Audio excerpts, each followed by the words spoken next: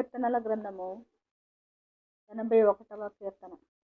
మనకు బలమై ఉన్న దేవునికి ఆనందగానము చేయుడి. యాకోబు దేవుని బట్టి ఉత్సాహధ్వని చేయుడి. కీర్తన ఎత్తుడి, గిలక తప్పిట పట్టుకొనుడి. స్వరమండలమును మనోహరమైన సితారాను వాయించుడి. అమావాస్య నాడు కొమ్ము ఊదుడి. మనము పండుగ ఆచరించు దినమగు పున్నమ నాడు కొమ్ము ఊదుడి.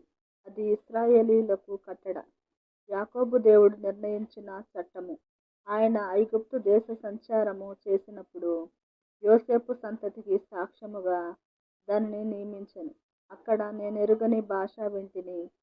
వారి భుజము నుండి నేను బరువును దింపగా వారి చేతులు మోత గంపల నెత్తకుండా విడుదల పొందెను.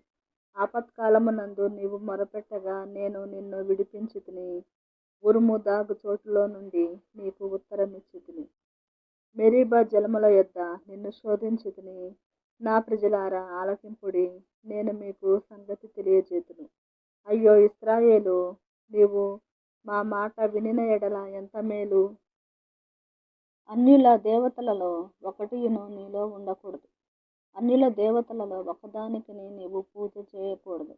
ఐగుప్తీయుల దేశంలో నుండి నిన్ను రప్పించిన నీ దేవుడనగు యెహోవాను నేనే. నీ నోరు బాగుగా తెరువుము, నేను దాన్ని నింపెదను. అయినను నా ప్రజలు నా మాట ఆలకింపకపోయిరి, ఇశ్రాయేలీయులు నా మాట వినకపోయిరి. కాబట్టి వారు తమ స్వకీయ ఆలోచనలను బట్టి నడుచుకున్నట్లు వారి హృదయ కాఠిన్యమునకు నేను వారిని అప్పగించితిని. అయ్యో నా ప్రజలు నా మాట వినిన ఎడల, ఇశ్రాయేలు నా మార్గములను అనుసరించిన ఎడల ఎంత మేలు. అప్పుడు నేను వేగిరమై వారి శత్రువులను అణగద్రొక్కుదును, వారి విరోధులను కొట్టుదును. యెహోవాను ద్వేషించువారు వారికి లొంగుదురు.